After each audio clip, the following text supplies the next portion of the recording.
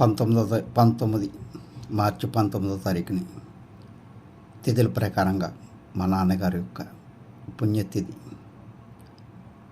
ఆ రోజునే 90% నేను ఏ ప్రోగ్రాంలు చేయలేకపోవచ్చు.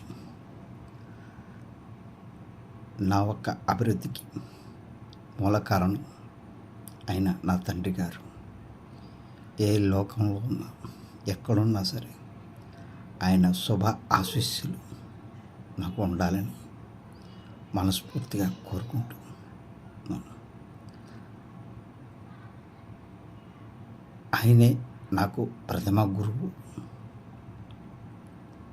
ఆ గురు సమానులైన నా తండ్రి గారికి ఏమిచ్చి రుణం తీర్చుకోగలను. నా అన్నకు ప్రేమతో మీ పెదబాబు.